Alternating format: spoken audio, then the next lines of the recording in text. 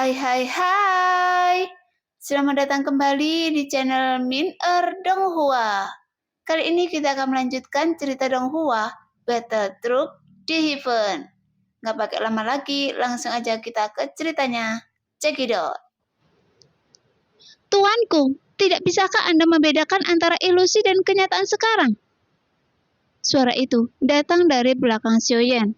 Namun saat Xiaoyan melihatnya dengan penglihatan sepi, samar-samar Xiaoyan dapat melihat sosok telanjang. Tapi Xiaoyan tidak tahu apakah sosok itu laki-laki atau perempuan. Karena saat Xiaoyan menoleh, dia tidak bisa sepenuhnya menangkap sosoknya. Goyan, cepat bentuk formasi pembatasan untuk memblokir tempat ini. Xiaoyan mengerutkan kening. Namun setelah Xiaoyan selesai berbicara, Goyan berteriak dengan marah. Bunuh dengan 1000 pisau, saya masih terluka parah. Jelas, Goyan berpura-pura lemah, dan Xiaoyan secara alami mengetahui Goyan dengan sangat baik. Mungkin memang ada beberapa luka pada Goyan sebelumnya, tapi itu tidak akan menyebabkan cedera serius. Bagaimanapun dia adalah keberadaan abadi, jadi seharusnya tidak ada yang namanya cedera. Meskipun ada luka, tapi seharusnya tidak butuh waktu lama bagi Goyan untuk pulih sepenuhnya. Bagaimanapun, sudah beberapa waktu sejak pertarungan itu, dan kemungkinan besar Goyan hampir pulih. Setelah waktu ini, Anda tidak perlu memasukkan saya ke Lingsu untuk saat ini. Goyan berkata dengan marah. Setelah mendengar ini, Xiaoyan tidak bisa memikirkan dua monster di Lingsu itu. Tentu saja Goyan tidak mau masuk lagi. Meskipun Goyan sebenarnya tidak bekerja keras pada waktu-waktu biasa untuk menjadikan mereka saudara di Lingsu. Tidak ada lagi omong kosong. Xiaoyan mengumpat dengan marah. Melihat Xiaoyan yang marah, tiba-tiba cahaya biru dari mata anjing itu menyapu sekeliling, dan formasi misterius itu sepertinya muncul begitu saja. Tapi saat formasi itu hendak diatur oleh Goyan, Goyan tiba-tiba mengeluarkan jeritan yang melengking. Sesuatu menempel di mata saya. Goyan berteriak dengan keras, kemudian cairan biru sebenarnya mengalir keluar dari mata anjing itu. Tapi Xiaoyan tidak tahu apakah itu darahnya atau air mata Goyan. Melihat pemandangan itu, Xiaoyan mengerutkan kening, kemudian dia melihat sekeliling. Namun dia masih belum bisa menangkap keberadaan avatar Tuan Jahat. Dia bahkan tidak melihat sosok itu saat melukai Goyan. Seolah-olah dia tidak terlihat. Meskipun Xiaoyan sudah lama memasuki tempat ini, tapi Xiaoyan belum menemukan keberadaannya. Bahkan dia tahu keberadaan macam apa yang dia lawan. Bagaimanapun tidak pernah ada konfrontasi secara langsung. Bahkan Xiaoyan memiliki perasaan bahwa avatar Tuan Jahat sedang menggodanya. Terlalu lemah. Tuanku, mengapa Anda menjadi sangat lemah sehingga Anda perlu mengandalkan formasi pembatasan untuk menemukan keberadaan saya? Suara itu datang jelas arahnya bisa ditentukan. Namun ketika Xiaoyan mendengar suara itu dan pergi mencarinya, Xiaoyan tidak bisa melihat apapun. Oleh karena itu, Xiaoyan mengira itu hanya ilusi. Tapi Goyan juga memberikan jawabannya bahwa tidak ada ilusi di tempat ini yang menunjukkan avatar Tuan Jahat sangat cepat atau dia memiliki kemampuan untuk menyembunyikan sosoknya. Sebagai avatar, saya tidak tahu apakah tanda Raja Jahat berguna. Dihadapkan dengan suara sarkastik sosok itu, Xiaoyan dengan tenang memikirkan cara menghadapinya. Namun Goyan tiba-tiba tampak sedikit marah. Setelah dia meraung dan keras, dia menyelesaikan secara paksa pengaturan formasi pembatasan. Kemudian dia berubah menjadi seukuran telapak tangan dan langsung bersembunyi di balik jubah lengan Xiaoyan. Karena tanda Tuan Jahat terkait dengan seni membentuk kehidupan untuk digunakan memadukan tubuh asli dan avatar. Meskipun avatar Tuan Jahat telah melahirkan kecerdasan spiritualnya sendiri, tapi dia tetaplah mantan avatar Raja Jahat. Selama itu bisa diambil, saya pasti akan memiliki sisa-sisa jiwa yang tertinggal. Hanya saja, saya bukanlah reinkarnasi dari Tuan Jahat.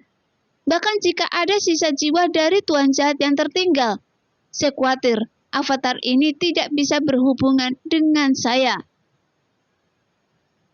Sambil memikirkan hal ini, tanda di antara alis Xiaoyan berkedip. Meskipun avatar Tuan Jahat ini berperilaku arogan, faktanya dia tidak lebih dari itu. Karena dia tidak berani muncul, berarti dia sangat takut pada Xiaoyan. Karena ini adalah tanda hati nurani yang salah. Lagi pula, tanda di alis Xiaoyan dan menurut apa yang Yuyan katakan, dengan adanya pembatasan di tempat ini, orang biasa tidak bisa masukinya sama sekali, yang menunjukkan belum ada seorang pun yang pernah ke sini. Dan avatar ini juga tidak bisa pergi. Setelah Xiaoyan membuka tanda Tuan Jahat, Xiaoyan benar-benar merasa sepertinya avatar Tuan Jahat adalah avatar dari diri Xiaoyan sendiri. Meskipun tidak ada cara untuk mengetahui keberadaannya, tapi saya bisa merasakannya dan saya telah menguncinya. Segera, di bawah telapak kaki Xiaoyan tiba-tiba beberapa rangkaian kilatan cahaya guntur terkondensasi. Kemudian dia menyapu dengan suara yang sangat menggelegar. Pada saat yang sama, sosok Xiaoyan tiba-tiba menghilang tepat ketika sosok Xiaoyan muncul. Xiaoyan meninju kekosongan dengan pukulan dari pinggangnya. Meskipun ketiadaan ini jelas-jelas tidak mengandung apapun. Tapi tiba-tiba ada suara teredam dan Xiaoyan juga melihat sosok tubuh tertembak ke belakang di antara kilatan cahaya keemasan. Namun setelah sosok itu mengerang di udara, dia menghilang lagi dan Xiaoyan melihat dengan jelas kali ini bahwa sosok ini memiliki 6 sayap emas gelap yang bersinar.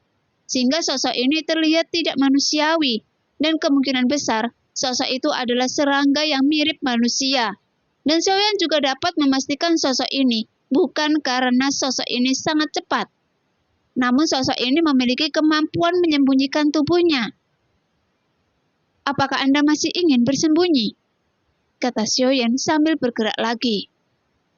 Segera pukulan lain menuju ketiadaan dengan keras. Tuar!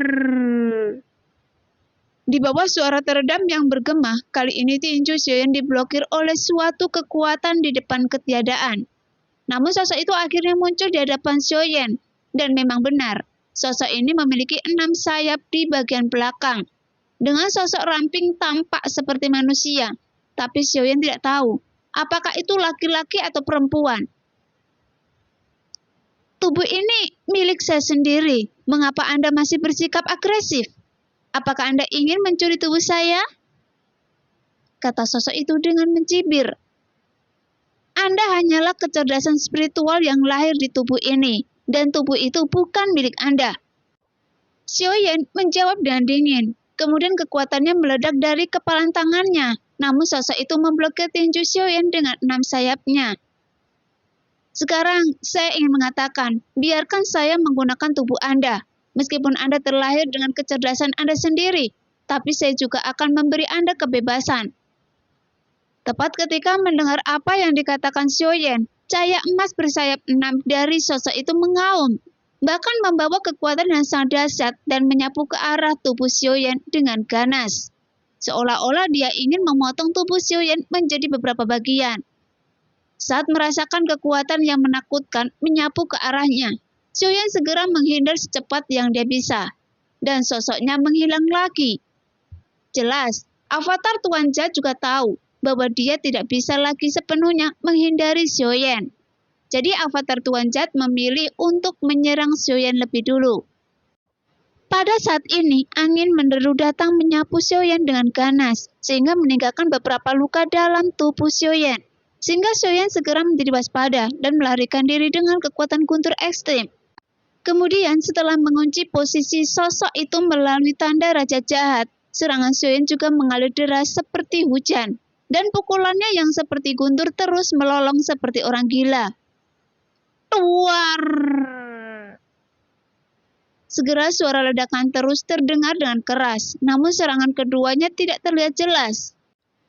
Pada saat ini, sosok Xiaoyan tiba-tiba berubah menjadi ratusan kaki dan terus melancarkan serangannya dengan liar. Hanya saja, ukuran tubuh terus berubah sesuai kebutuhannya.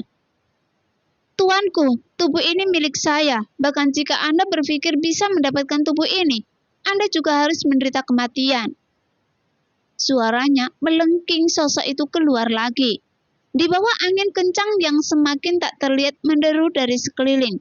angin kencang ini tidak bisa diblokir dengan mudah yang menyebabkan semakin banyak luka di tubuh Xiaoyan. Namun meskipun Xiaoyan terluka, sebenarnya di bawah guntur ekstrim ini bukan karena Xiaoyan tidak bisa menghindarinya. Sebaliknya, sepertinya avatar Tuan Jahat mampu memprediksi pergerakan Xiaoyan. Mungkin itu tidak sepenuhnya akurat, tapi secara kasar saya bisa mengetahuinya. Xing Sushi. Sekarang Xiaoyan bisa merasakan lokasinya. Jika tidak, pertarungan yang luar biasa ini, Xiaoyan tidak memiliki tanda Tuan Jahat. Saya khawatir Xiaoyan akan disiksa dan dibunuh secara sepihak. Saat ini tubuh Xiaoyan berubah menjadi ribuan kaki lagi. Kemudian dia mengangkat tangannya dan jari pembunuh bintang tiba-tiba jatuh dari langit. Seolah-olah jari emas dapat menutupi langit dan matahari dan ingin menghancurkan segalanya di sini. Di bawah suara mendesing, jari emas itu menyapu dengan ganas. Namun setelah sosok itu muncul, dia mengepakkan 6 sayap di belakangnya, yang membuat angin kencang menderu-deru menyapu ke arah jari emas Xiaoyan. Tepat ketika jari emas Xiaoyan jatuh bertabrakan dengan angin kencang, jari emas Xiaoyan meledak secara langsung, kemudian berubah menjadi potongan-potongan yang tak terhitung jumlahnya. Namun serangan Xiaoyan juga sebenarnya menimpa avatar Tuan Jahat. Hanya saja serangan Xiaoyan sepertinya tidak menimbulkan bahaya apapun pada avatar Tuan Jahat, yang menunjukkan meskipun tubuhnya tidak besar, tapi dia memiliki pertahanan yang sangat luar biasa. Nah, demikianlah cerita hari ini. Terima kasih yang sudah menonton video Min sampai selesai. Sampai jumpa di video selanjutnya. Bye-bye.